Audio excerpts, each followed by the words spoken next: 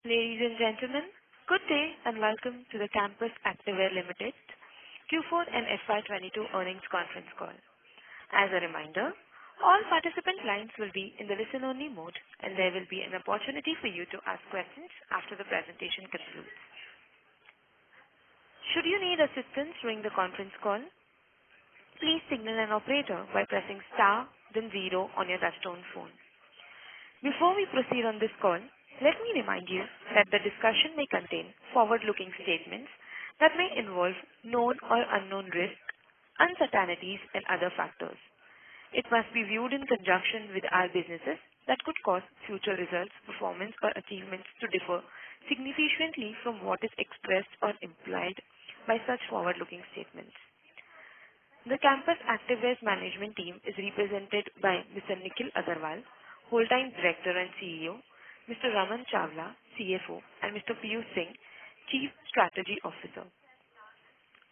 I now hand the conference over to Mr. Nikhil Agarwal, Whole-time Director and CEO, for his opening remarks. Thank you, and over to you, sir. Thanks, Diksha. Welcome and thanks everyone for joining our Q4 and FY22 earnings call today. In our maiden earnings call post-listing, I would like to express my gratitude to our esteemed stakeholders for making Campus Activewear Limited one of the most oversubscribed IPO of calendar year 2022 during a challenging macro environment. We appreciate and deeply acknowledge your trust in our vision to create India's leading sports and leisure footwear brand. We would like to take a few minutes to give you a brief overview and business dynamics of the company. Campus Activewear is India's largest sports and leisure footwear brand in terms of value and volume, enjoying approximately 17% market share in the Indian branded sports and leisure footwear industry. Our flagship brand Campus was introduced in 2005 as a lifestyle-oriented sports and leisure brand that offers a diverse product portfolio for the entire family. The brand offers multiple choices across styles, color palettes, price points, and an attractive product value proposition. We are a pan-India brand covering over 85% of the total addressable market for sports and leisure footwear in India. As Campus, we continuously innovate to satiate our end consumers' aspirations while being cognizant of the affordability metric and solving for the accessibility or distribution link challenges. Our USP lies in the fact that we could bring global designs, trends in color palettes adapted as per local taste to Indian market in the fastest lead time possible. This has been made possible by virtue of our highly trained research and design setup, our vertically integrated manufacturing ecosystem, and our integrated and highly indigenized supply chain, and an omni-channel sales and distribution network focused on agility and digitization. So now I'll move to highlighting our manufacturing and distribution reach. Campus Activewear owns and operates 5 manufacturing facilities across India. Installed annual capacity for assembly is pegged at 28.8 million pairs as on FY22. The company, as of March 22, has more than 425 distributors directly servicing and fulfilling orders of over 20,000 geographically mapped retailers in more than 650 cities at a pan-India level.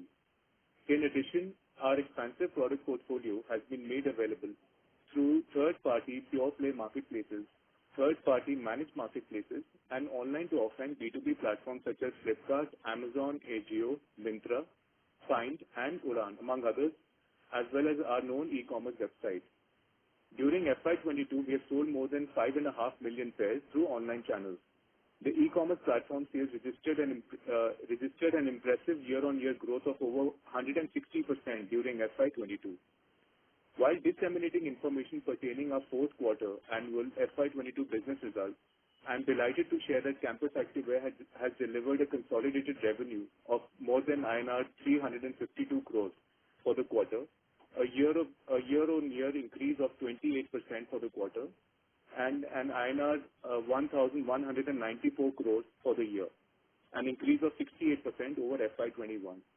Just to highlight, we sold highest ever volume in the history of Campus at 19.3 million pairs, while registering the highest ever average selling price for the company at INR 620 rupees per pair in FY22.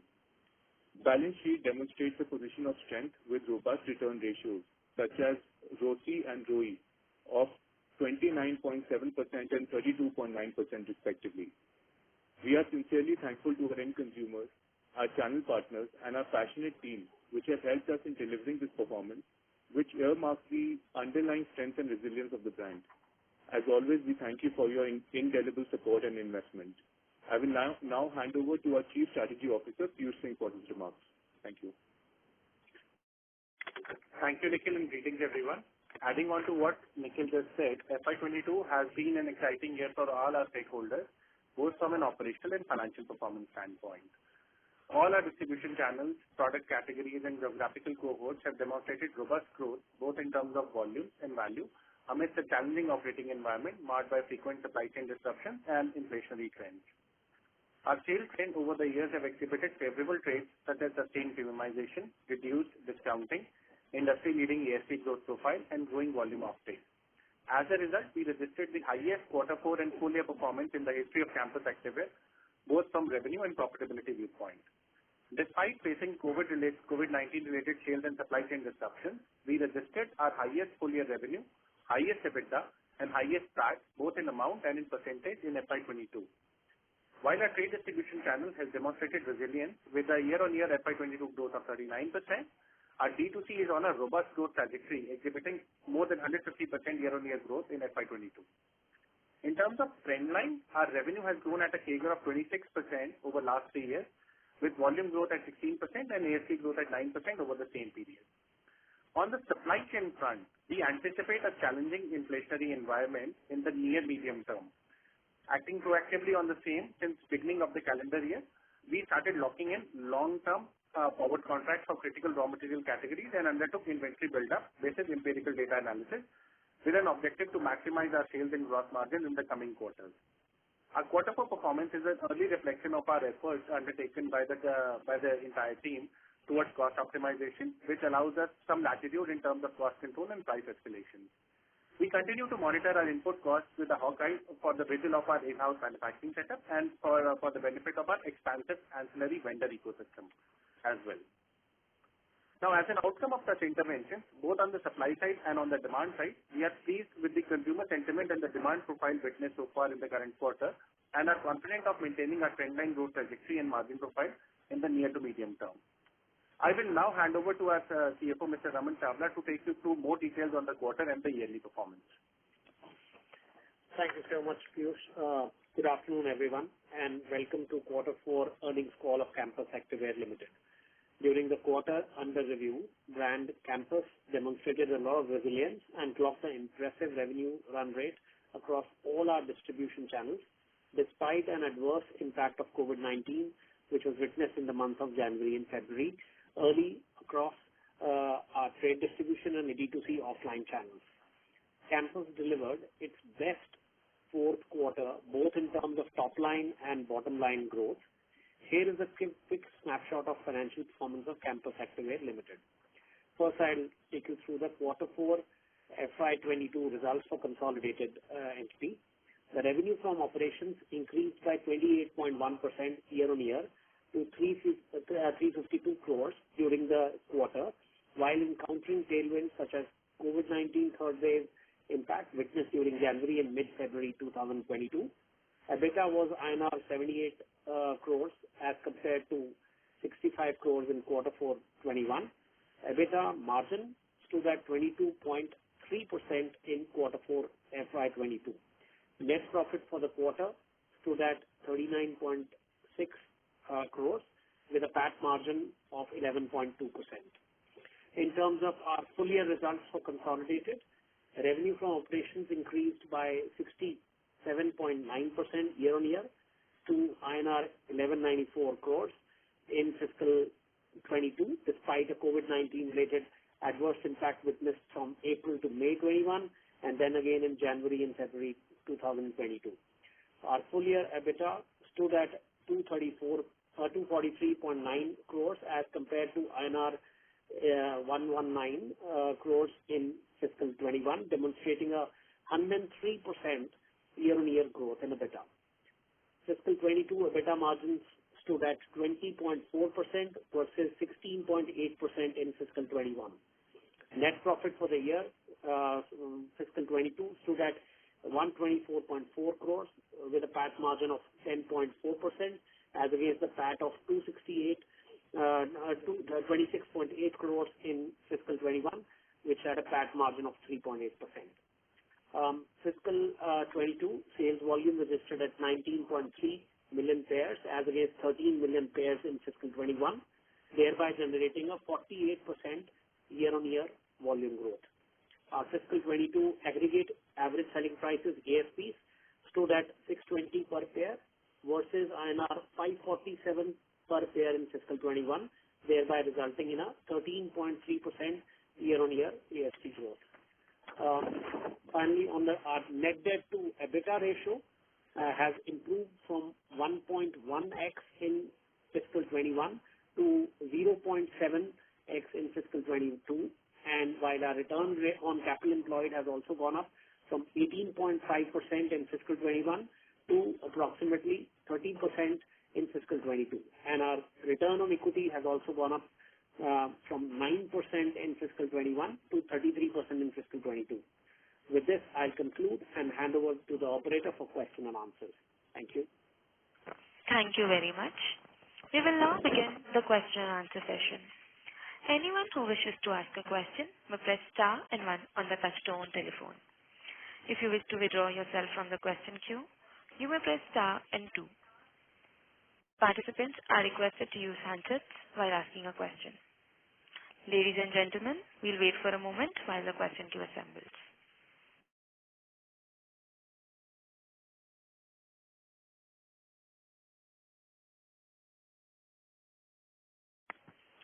Participants who wish to ask a question may press star and one now.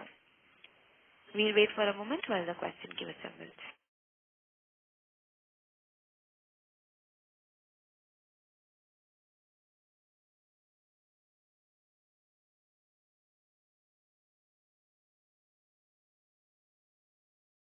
We have the first question from the line of Priyam Kimawat from ASK Investment Managers. Please go ahead.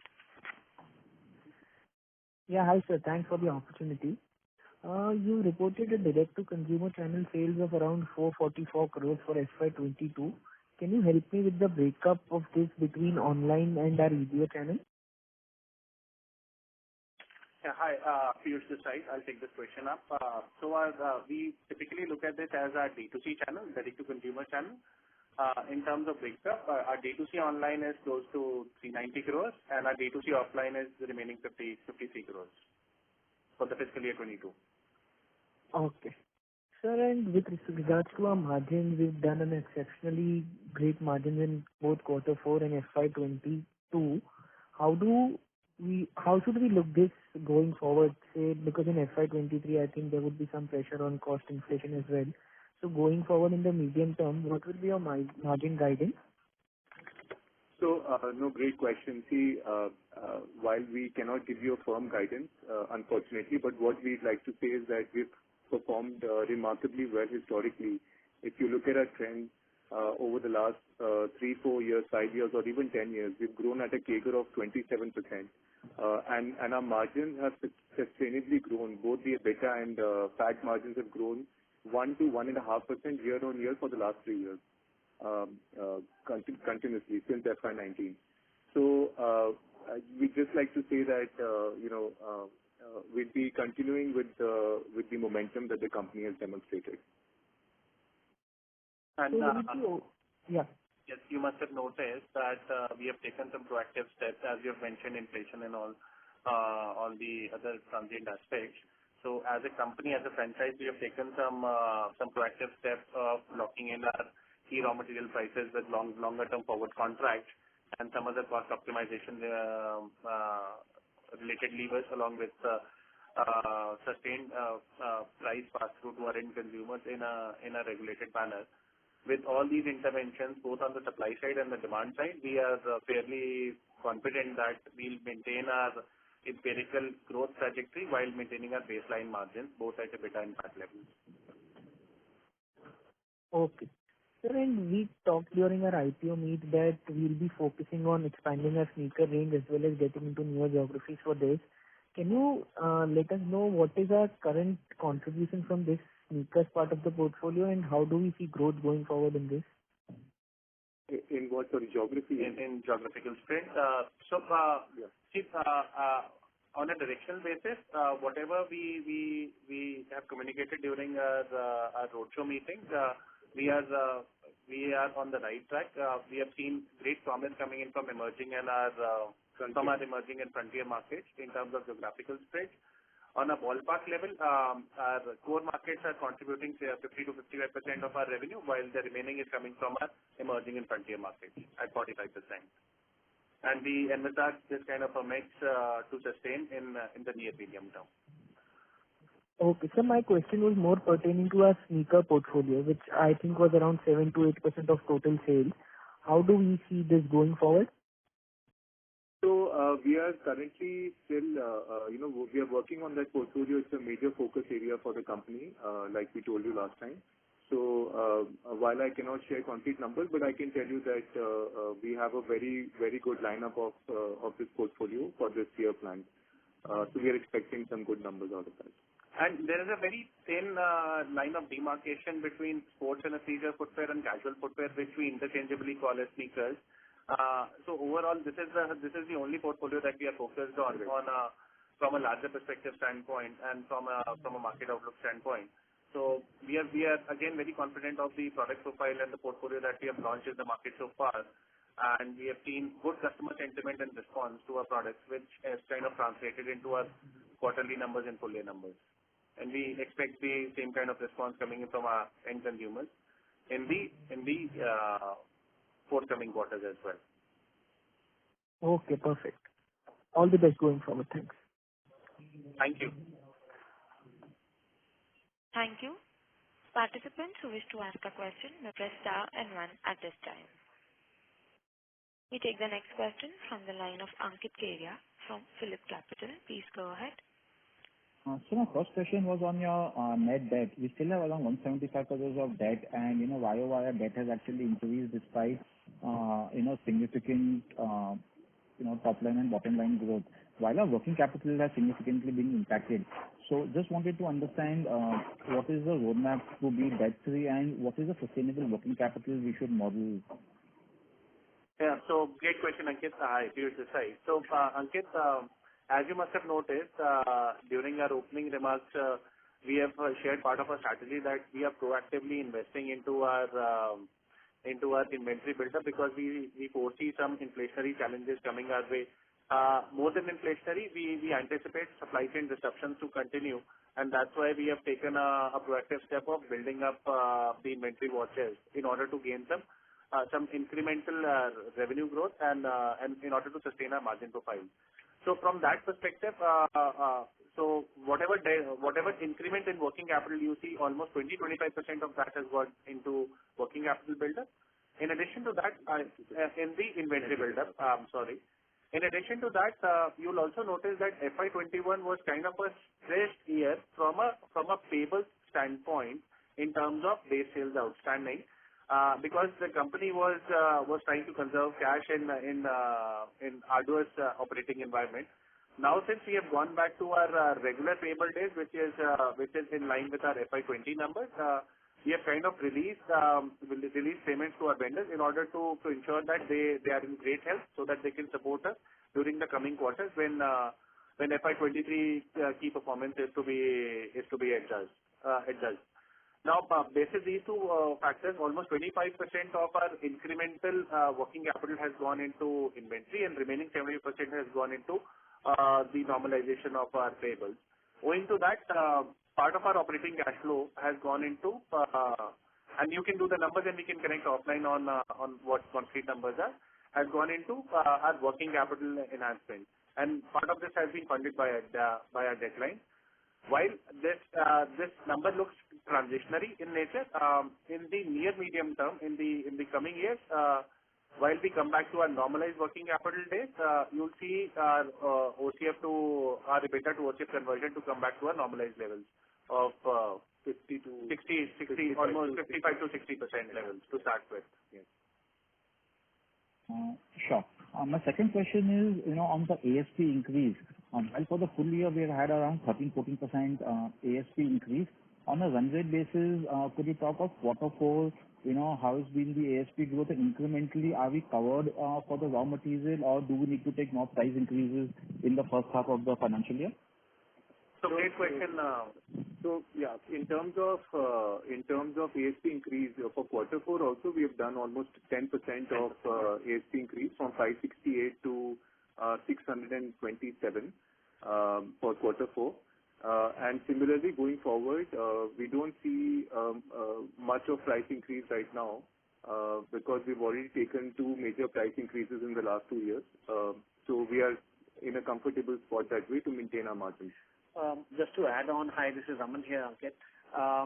We continue to monitor our cost inflation, right, on a virtually month-on-month basis, right, and then directionally take a view saying that if we need to go out and take a price increase or anything like that. Ankit, just to add on an empirical basis, if you'll notice, while FY22 is a great year for us, we have demonstrated more than 13% ASP increase, which is a mix of both change in sales mix and the cost escalations or the price escalations that we have taken. On a slightly longer term basis, our ASP growth has been in the zip code of almost 8 to 8.5%. We expect this ballpark ASP increase to continue in the near medium term, both largely on account of change in product mix and premiumization that we have witnessed across our overall product portfolio. Sure. And last question, if may I ask, in the D2C sales, what is the percentage of B2B from Udaan and AJIO? And incrementally, what are the contracts with these guys if they're doing, price war and, our distributors are getting impacted because of that? So, Ankit, while we are not sharing the exact splits, but let me just assure you, the percentage coming in from our B2B sales overall as a vertical is very small compared to our overall online sales. It's in low double digits right now.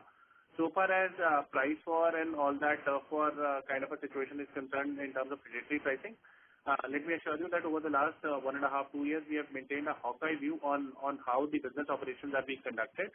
We have the requisite technology infrastructure in place to understand and to figure out who has kind of done price undercutting and territory infringement.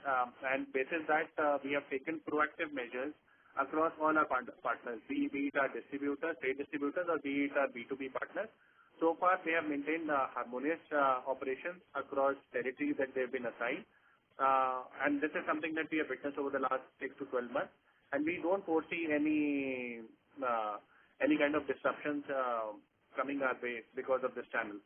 And overall, the trend that we have seen lately is they have taken a backseat in terms of cash burn so far as our segment is concerned, which has again assuaged our concerns to a larger extent. Yeah, Ankit, hi, Nikhil here. So just want to add that while for us all the channels are extremely important, especially the legacy channel of distribution, where we have worked very hard to create this kind of distribution network, India's largest distribution network over the last 3 decades. So there is no reason, why we would be looking to sabotage that in any way. So, we are very clear with the strategy that we will not be, growing other channels at the expense of distribution business, right? So I just want to assure you that. And this business is anyways only 10% of our overall D2C online portfolio. So it's very small comparatively. Sure. That's helpful. I'll come back in the queue for more questions. Thank you. Thank you, Ankit. Thank you. We take the next question from the line of Tejas Shah from Spark Capital. Please go ahead. Hi. Thank you for the opportunity. My first question is kind of repetitive of the earlier participant, which is around margins. So we have actually very healthy set of margins in FY22. That was also considering the difficulty here that we had across on raw material part. So just wanted to understand what is our margin philosophy. Is margin a goal seek number around which we build the business model or business plan for the year? Or is it an output dependent on growth that we chase for the year? So, hi Tejas, Piyush this side. So Tejas, our objective primarily is so financials are just an outcome of how we strategize and how we operate our business and execute our strategies. So the idea here is to continuously offer the best-in-class product profile to our consumers, to our target consumers, and at the same time, the endeavor is to continuously premiumize the portfolio while not leaving gaps in the pricing spectrum that we operate in. So that's the overall philosophy that we operate with. Now, with that philosophy, as we premiumize over the years, we see both kind of margin expansion. We have seen both kind of margin expansion, both at the material margin and the gross margin level, on account of change in product mix and because of premiumization. And again, between gross margin to EBITDA, because of the operating leverage that we have generated, given the kind of franchise we have created over the years. Not just limited to the asset fitting piece, but also because of rationalization of our fixed costs. So whatever margin expansion we have witnessed over the last 3-4 years, it is broadly equally divided between the product mix and the premiumization bit and the operating leverage bit. And we believe that this is how we'll be continuing in the near medium term from here on. Yeah. No, and I'd also like to add, Tejas, Nikhil here, that we are also extremely dedicated and committed towards growing the brand equity much stronger. So we are continuously investing in behind the brand in terms of a marketing spend, which has gone north of about 100 crores over the last 2 years, is what we spent in pure ATL spend. So looking at with these kind of best-in-class marketing spend, and by virtue of growing the brand, we're also looking to grow our margins. We always endeavor to do that. And at the same time, operating leverage is now sort of kicking in as well as we are growing the revenues beyond the fixed expenses base. And just to close the loop on your question, it's neither a goal seek nor a top-line chase that we incur. It's actually a balanced approach that we follow with the philosophy that we have just underlined. If we execute, the idea is very, very simple. If we execute what we conceptualize in a very dedicated manner and in a very disciplined manner, both gross margin expansion and operating leverage are bound to kick in, and this is something that we have witnessed over the last 3, 4, 5 years. Fair enough. So I'll just partly the question has been answered, at least for me. I'll just rephrase the part which still is unanswered, at least for me. I mean, is that, there are companies which specifically have in larger lifestyle retail space who specifically mention that they don't want to operate beyond 22% and not below 20%. And any alteration in that, they need intervention to protect that range. So I just wanted to understand margin philosophy from the perspective that beyond what level you are not comfortable, you believe that you'll attract unwanted competition, and below which level you will actually make aggressive pricing intervention if need be to protect that kind of profitability. That was the main crux of the question. So, Tejas, while we are not giving out explicit guardrails out there, but yes, we also do follow guardrails in terms of margin protection. And there are guardrails in place within the system which ensure that at every single extreme or every single extreme of the ambit, we take correctionary actions more on the proactive side rather than on the reactive side.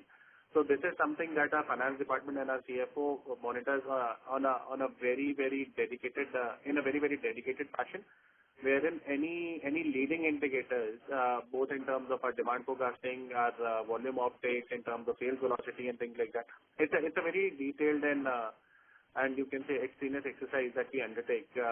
But we rely more on leading indicators and go by the guardrail principles. While we are not at liberty to share those guardrails over this call, but prima facie, that's the mechanism that we follow in order to ensure that we have an optimum mix of both revenue growth and at the same time a healthy margin profile. So it's a balanced approach end of the day that we take in order to ensure that we kind of meet both the objectives. Sure. Thanks. Second question pertains to on growth side. How should we? So I believe we must be over-indexed in some of the regions and we are under-indexed in some of the regions. So in terms of priority of regional growth, how should we think about coming 2-3 years where you'll be putting more focus and where it will be relatively on autopilot for you? You mean in terms of regions, right? Yeah, regions. Yeah. Yeah. So see, we basically have a very clear strategy. We are very so in our core markets like North and East, North, East, and even Central to that extent, which contributes to about 55% of the overall top line.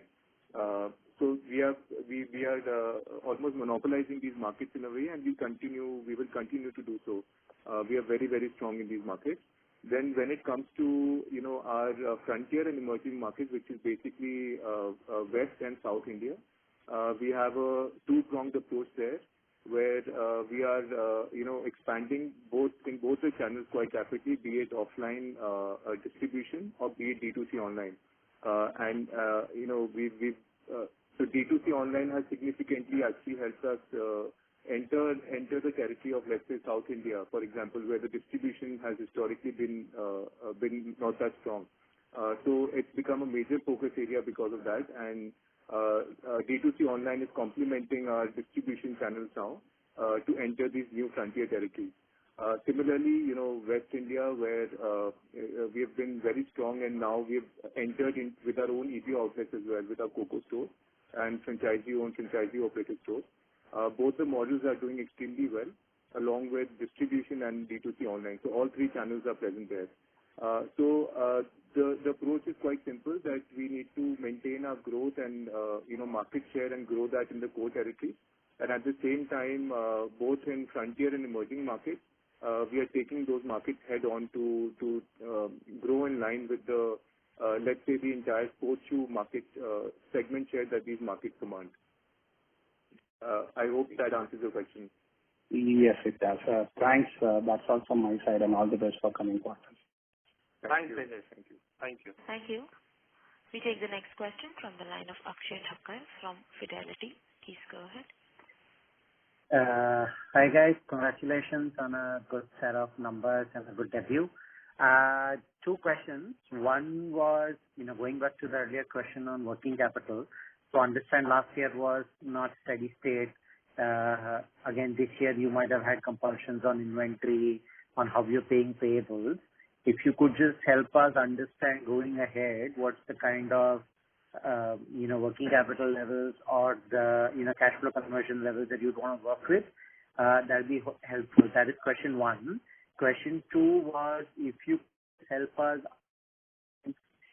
putting in your business of June quarter, last 2 years, obviously, I'm guessing you would have had an impact. This year should be a normal quarter. So, just trying to understand how much of delta growth that adds to full year, to the extent possible to discuss that.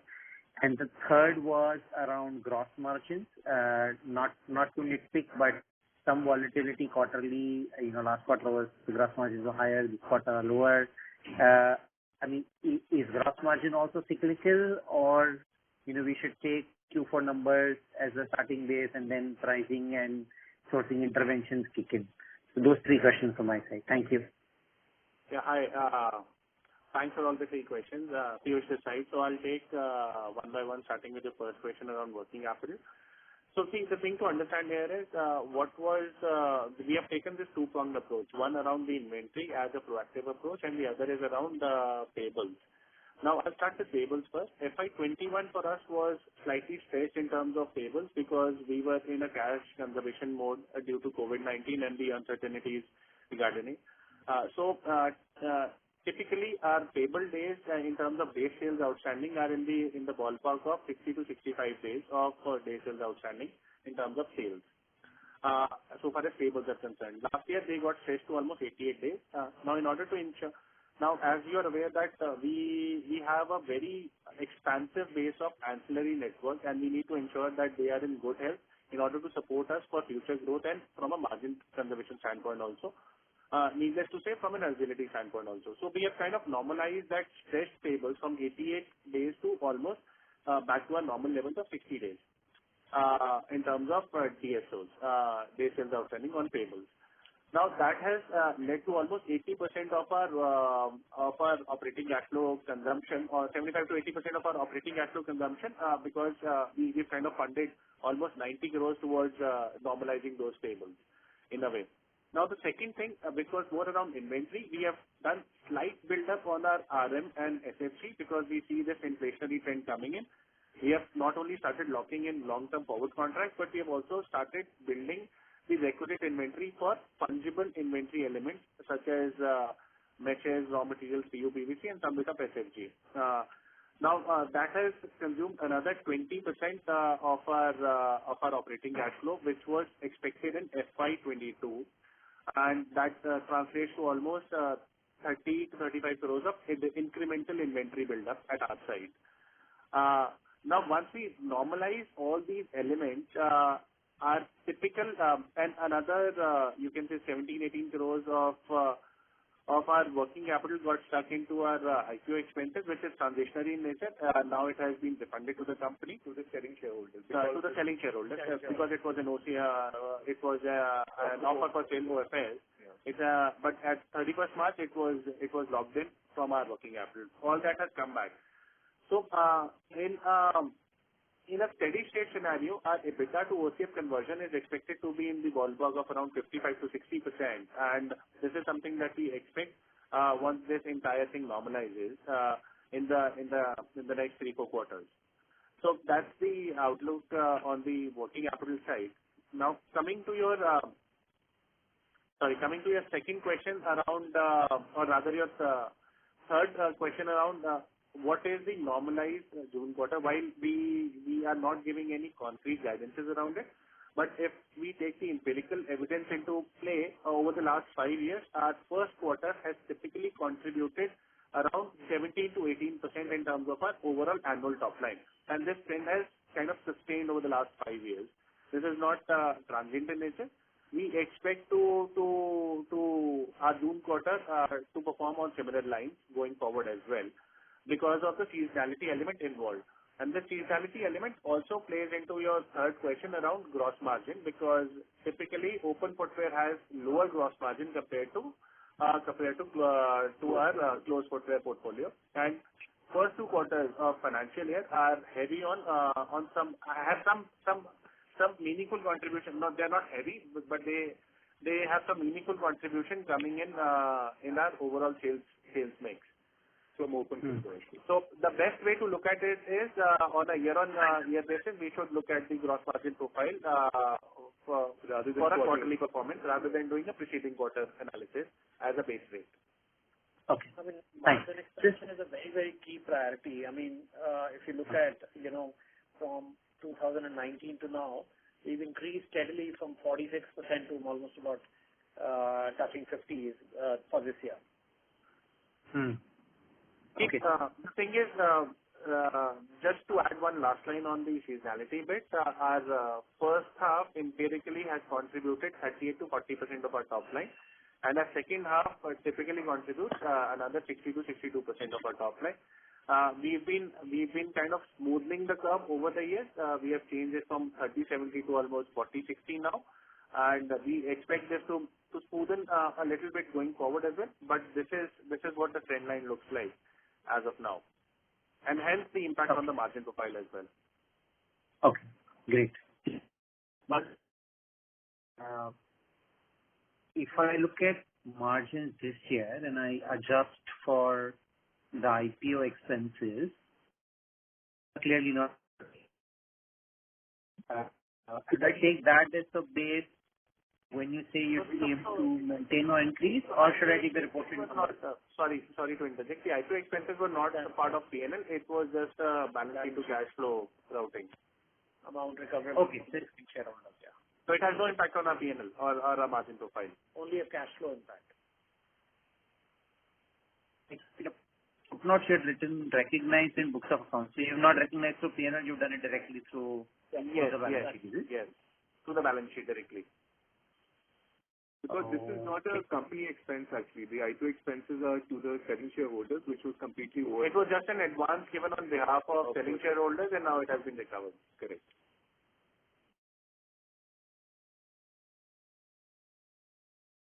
Thanks. Thank you. Thank you, Akshay.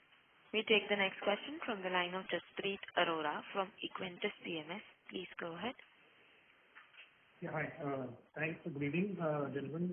Congratulations on a great listing end of the quarter. And thank you so much for all the disclosures and the conference call. Sorry, Jaspreet, can you come a little closer to the mic? Please speak louder. Yeah. Is it better?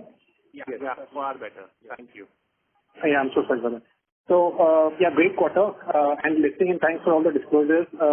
My first question was around the slide 30,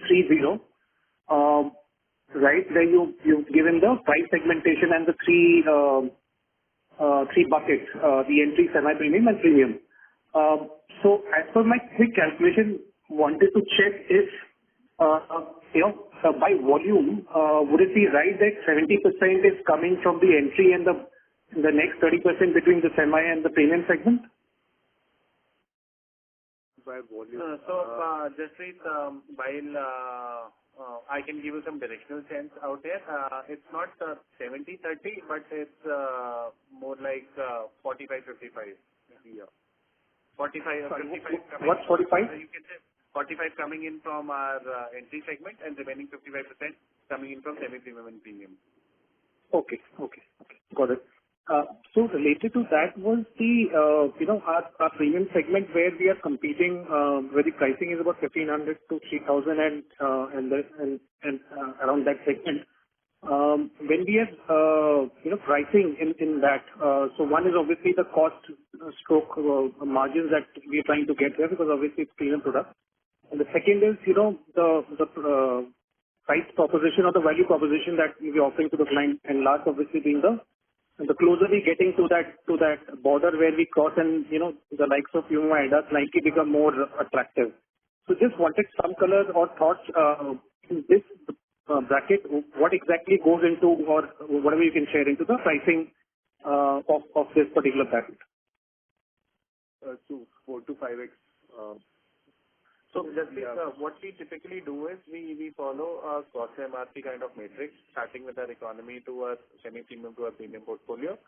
The differentiating factor around our premium segment, which essentially, so where the belly of our volume offtake lies, it lies between 1,500 to almost 2,200 to 2,300 rupees.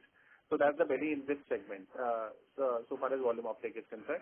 Now, how we have differentiated from other brands is, one, on the basis of our cost leadership advantage that we have by virtue of our vertically integrated manufacturing manufacturing setup.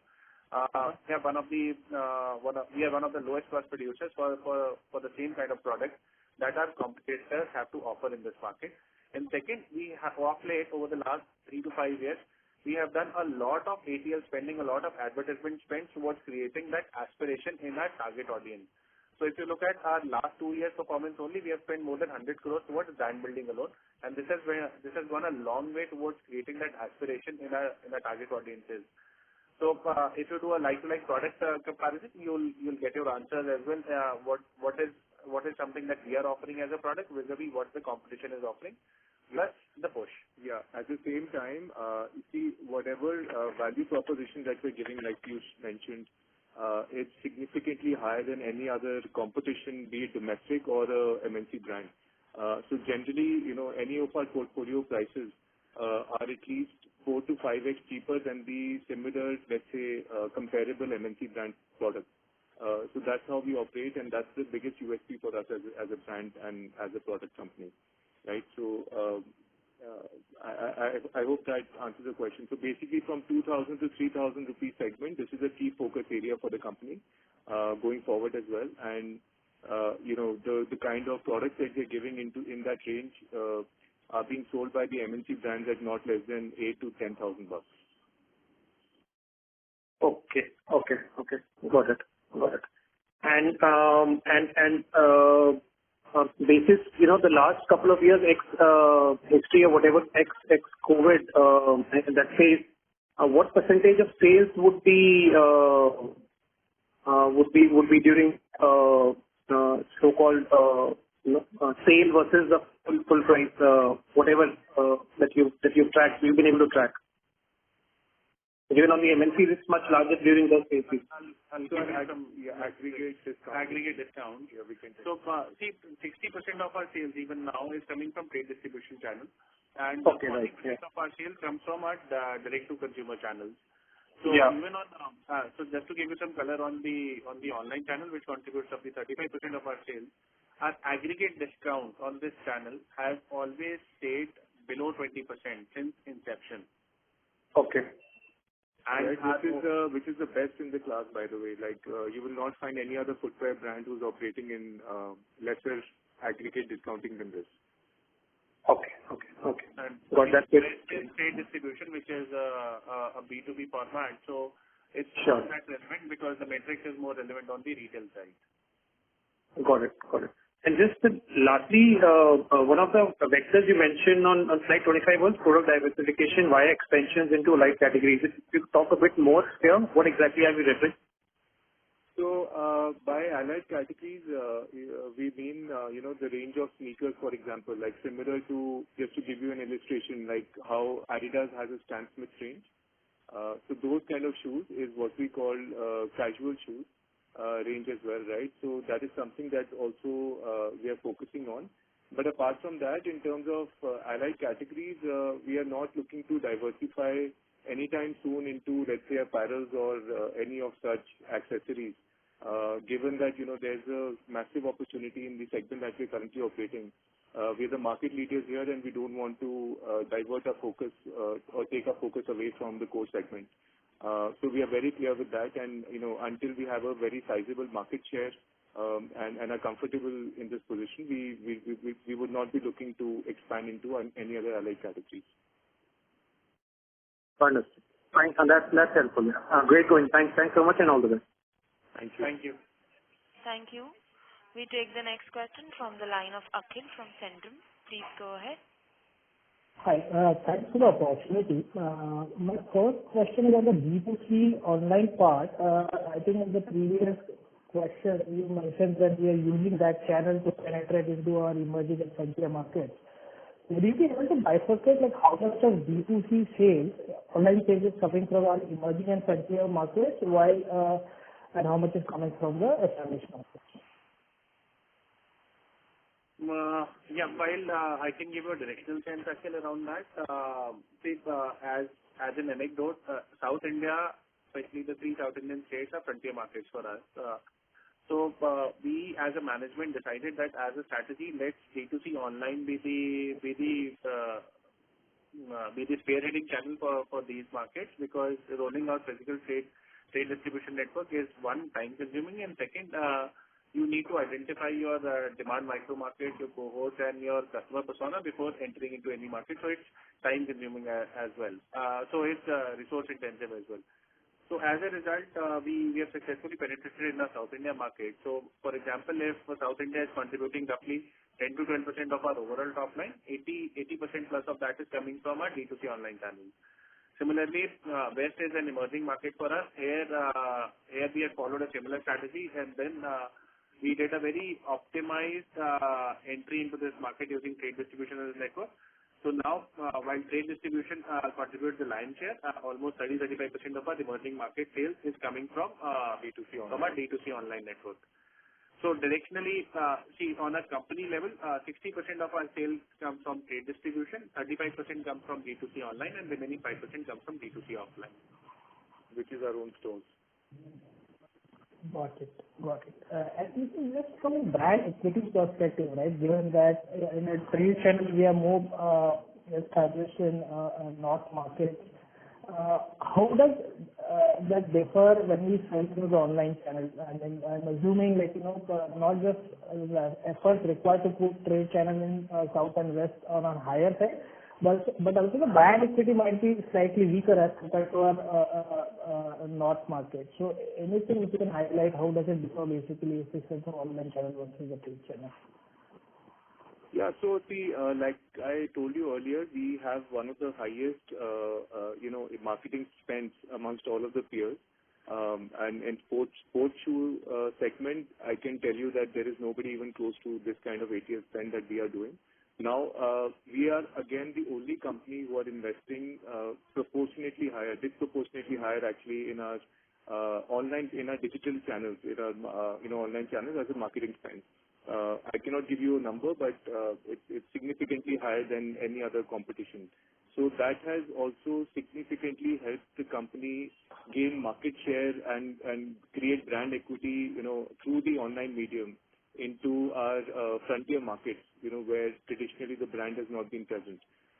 So using that, as an advantage to our strategy, we've been able to now successfully, on the back of online channel in these frontier markets, we've been able to start and expand our distribution channel as well, distribution reach, by appointing, very well managed distributors and retailers. So that's how, we have played on the strategy. So we are basically our marketing spend on the online channel is quite high.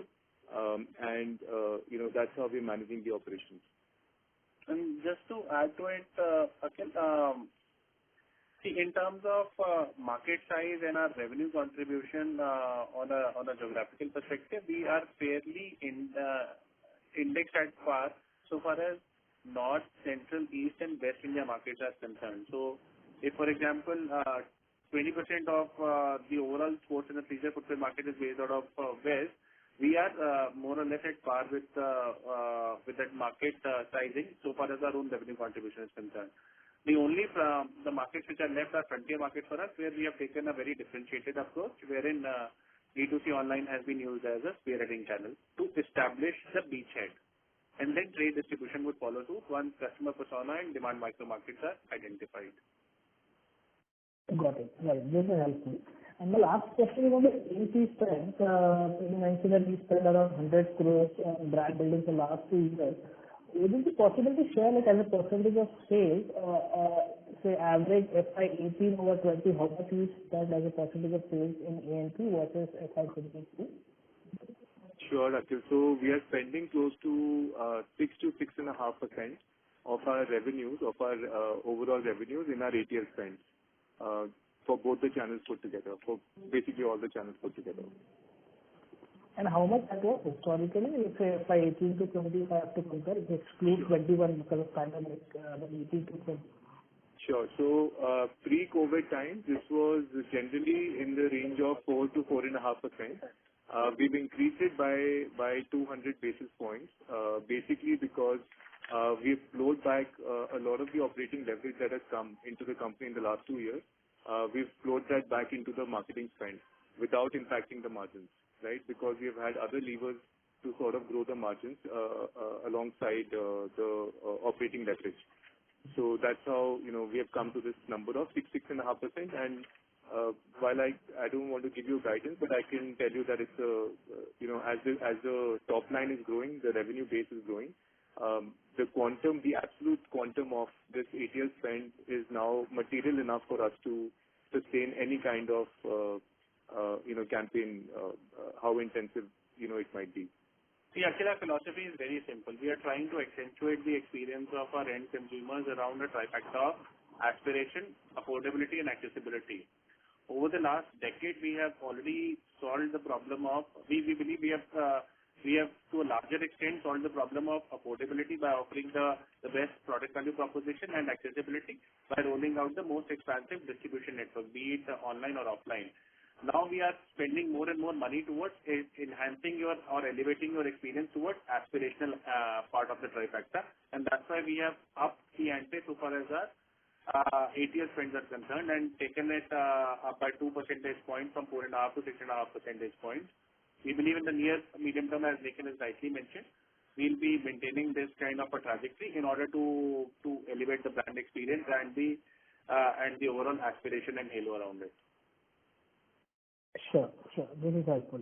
That's all from my side, and wishing you the best luck for coming quarters. Thank you. Thank you. Thank you. We take the next question from the line of Zubair. Please go ahead. Hi, congratulations on a wonderful set of results. A couple of questions from my side. One of them was on the gross margin, please. So appreciate that, it's been somewhat lower than the previous quarter, but the EBITDA was still up. So if you could just discuss the potential levers that you've got in place to make sure, or, kind of how you ensure the bottom line profitability. For instance, the other expenses has come down, or the employee benefit expenses has been also moving around a bit. So could you just discuss the levers that you have in place to make sure that EBITDA kind of stays where you would want it to stay, despite a bit of weakness on the gross margin? Sure, Zubair. So, no, good question. So, while on a year-on-year basis, we have done really well compared to FY21 by increasing both the gross margins, EBITDA and PAT. On a quarter four basis, if we compare to quarter four FY21, yes, we have taken a slight dip in the margin in terms of less than 1% in terms of PAT. Mainly to the account of two reasons. One is the annualization has kicked in for our employee cost, where significant hiring had been done in FY21 and FY22. So the annualization of that happened in FY22 fourth quarter. The other impact that we have seen, which was largely transient in nature, again, was due to the increase in freight and power and fuel cost, which has led to somewhat a temporary blip in the margin. But we did not really have time, in quarter four to pass on this increased freight cost immediately to the distribution channel and to the channel partners in online. So going forward, we see it coming back to normalized rates as the crude rates have gone back down again. They're not as high as they were in the beginning of quarter four. So given those scenarios, we are quite hopeful and optimistic that we'll continue to maintain our margins going forward the way historically we have. Yeah, so just to add to it, if you really dissect it, our material margins for quarter four in FY22 and quarter four in FY21 are more or less in the same ballpark at 48.4% versus 48.8% last year.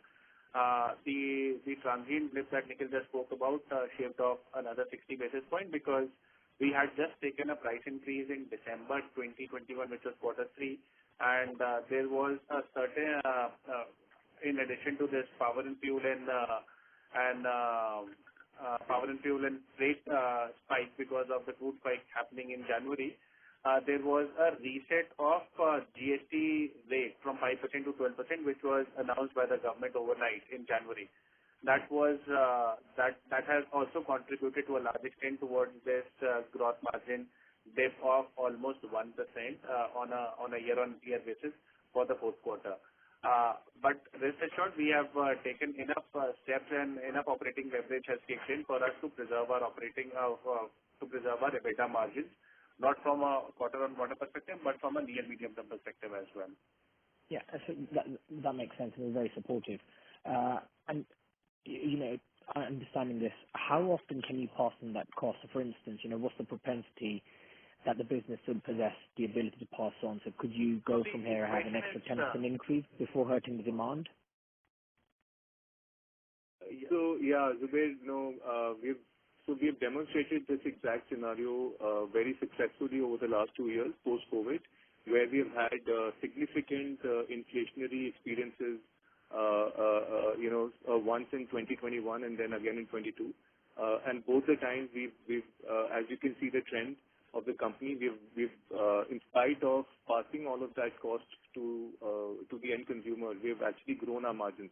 Or not only have we passed it on, right? So we have shown and we've demonstrated that experience, and so going forward as well, we are very hopeful of maintaining it. See, the illustration is very simple, Zubair.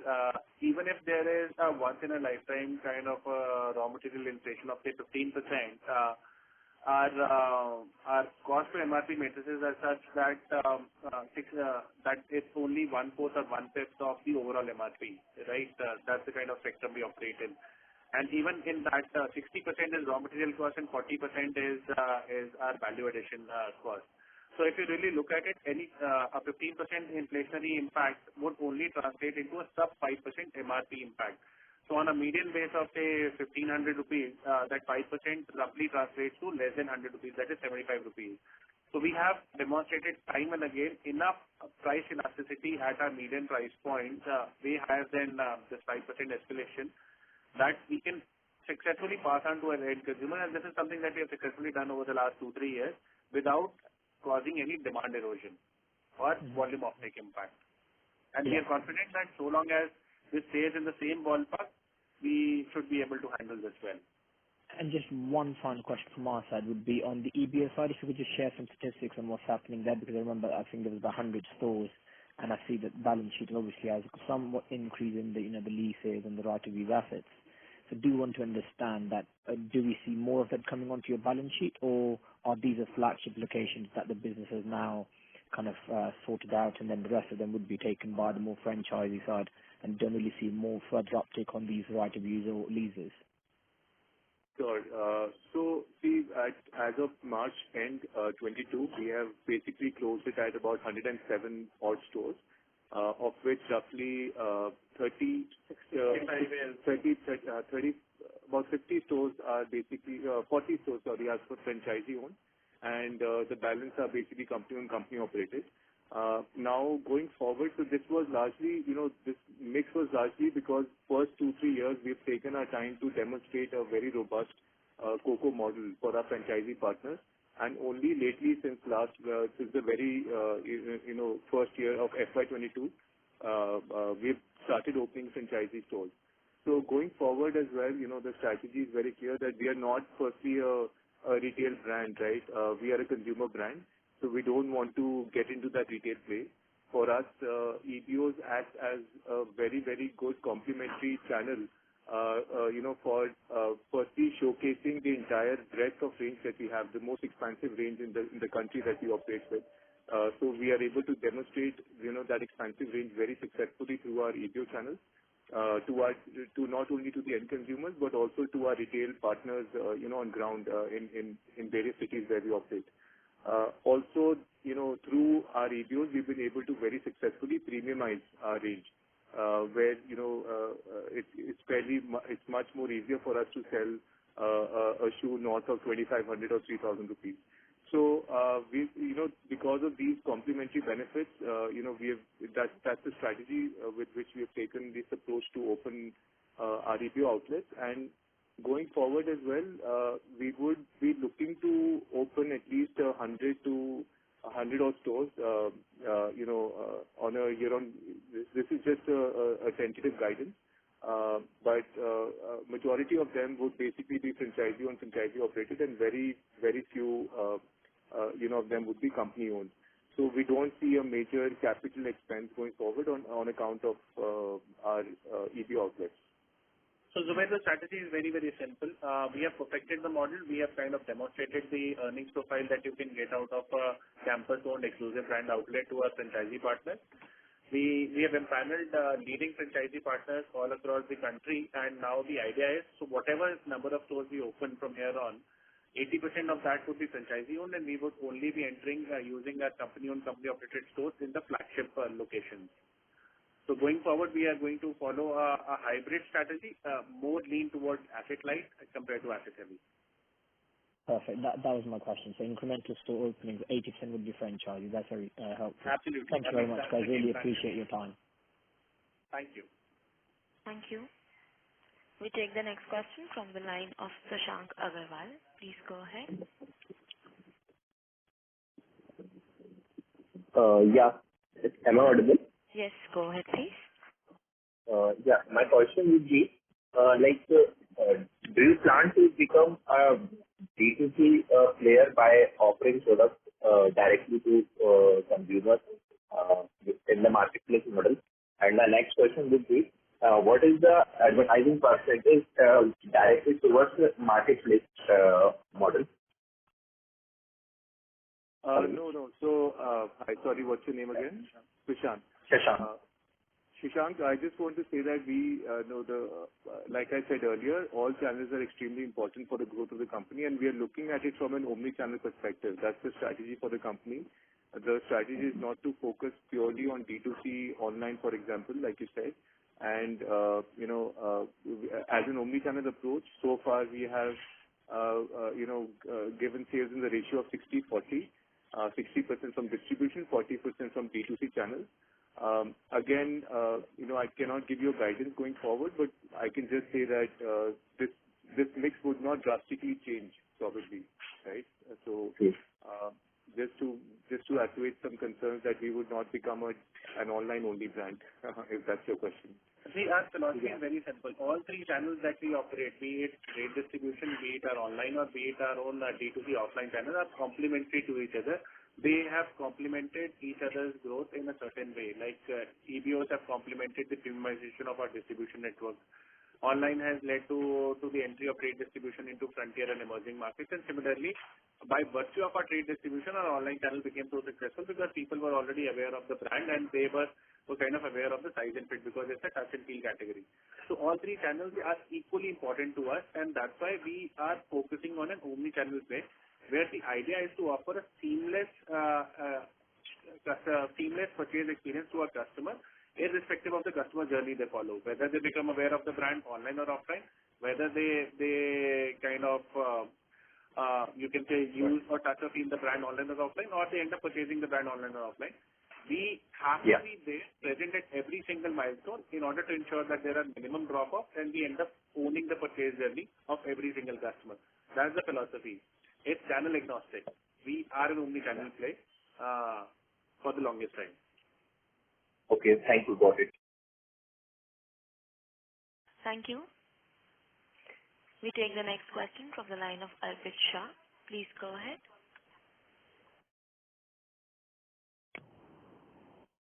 Mr. Shah, please go ahead with your question. Am I audible? Yes, sir. Go ahead, please. Yeah, I have a few questions for the management. So I just wanted to understand, it almost took us 15, 20 years to reach 1,000 crore revenue number for campus. So you believe the next 1,000 crores will be lost faster, let's say in the next 3 or 4 years, given that we have a very big push for D2C, be it online, offline. So the next 1,000 crores can come in the next 3 years or so? So nobody's seen the future, but what I can tell you is that we have grown at 27% CAGR over the last 10 years. So we were a sub 100 crore company in 2010. And, we are close this year at about 1,200 crores, FY22. So I think that way we have done a very good run rate. We have demonstrated one of the best run rates, all over in this entire segment throughout, globally, I would say one of the best performances. So certainly I cannot comment on the 3-year journey, but, our endeavor would be to keep on growing the way we have. Got it. Just wanted to understand, let's say when we move to D2C channel, as our percentage of revenues keep increasing from there, what would be a differential that we would be seeing on the gross margin as well as on the working capital? So if I see for the last 2 years, your working capital has reduced significantly and your margins have improved significantly to 22%.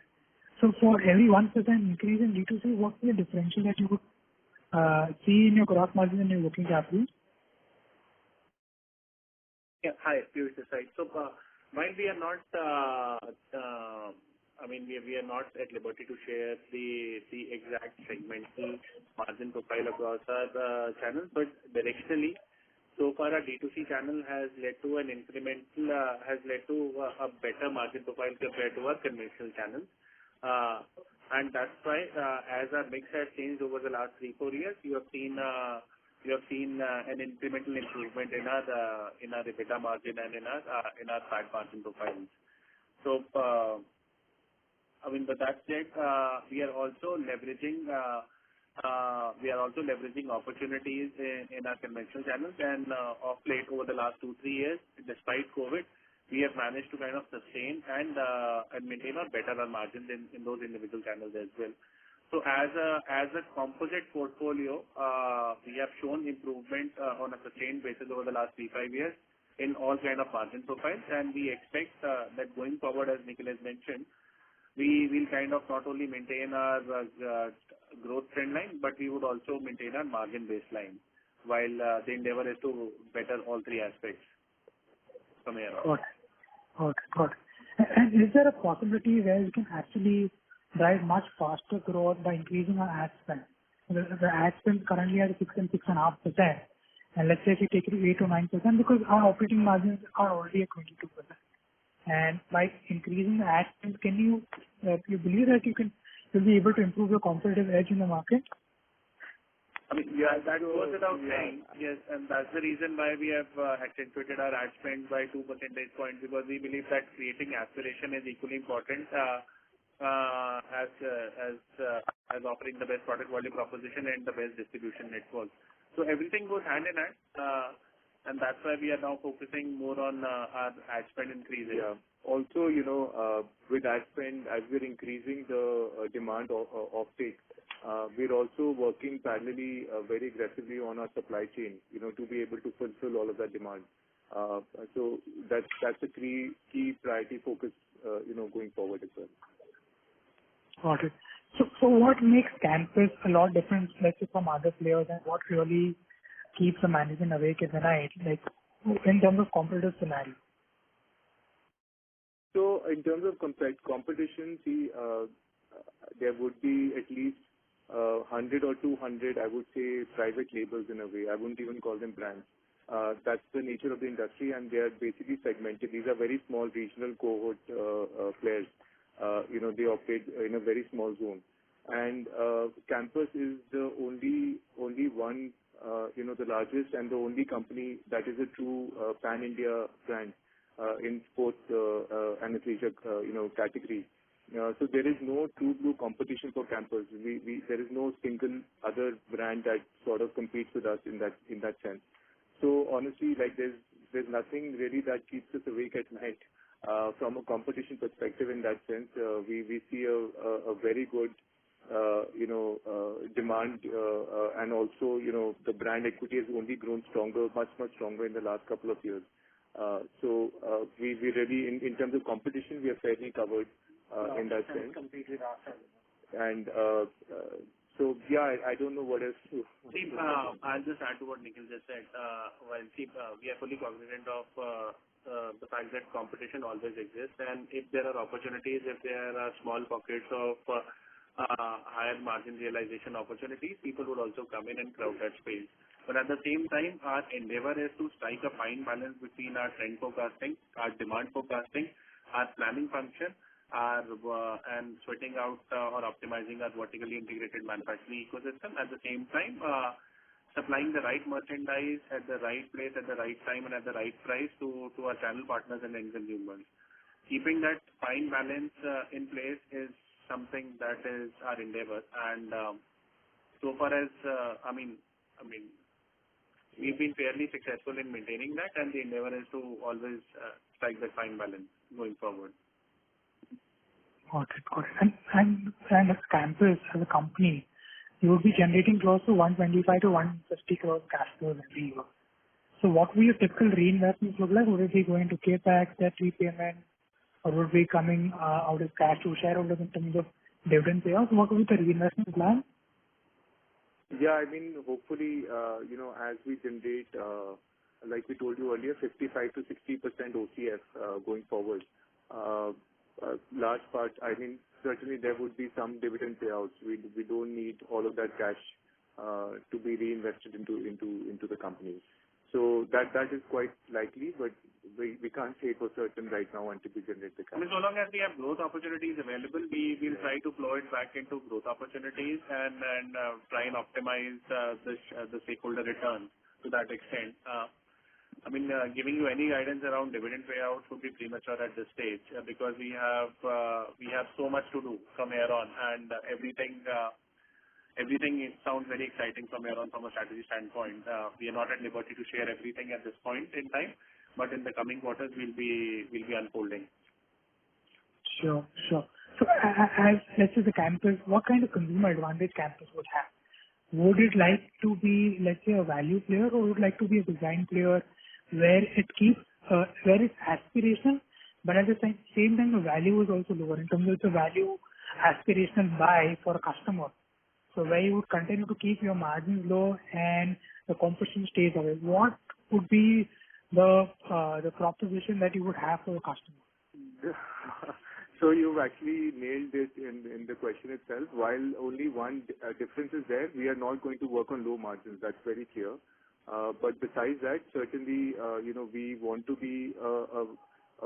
provide the extremely high value proposition in all of our products, alongside, being in the segment of, let's say, 700 to 3,000 rupees or 3,500 rupees, where this is, let's say, 85% of the market, addressable market. That's what we cater to. Right? So we certainly want to be, we are the largest, and we will continue to be, that's the endeavor, to be continue to be the largest player in this segment, and gain more and more market share there. Sure. Best of luck. Thank you so much. Thank you. Thank you. Thank you. As this was the last question, I now hand the conference over to the management from Campus Activewear Limited for closing comments. Thank you, Diksha. So no, it was an immense pleasure interacting with all of you. Thank you so much for taking our time to be on the call. And this was our first full year results post listing. We are very, very excited for this journey and extremely grateful for the response we got during the IPO. All I just want to say is that we will make sure that we don't ever let your confidence and your confidence in the management and the team and the company down, right? So we are very fortunate to be part of this entire setup. So thank you so much for being here, and looking forward to interacting with you all again. Thank you. Thank you. Thank you all for joining us, and you may now disconnect your lines.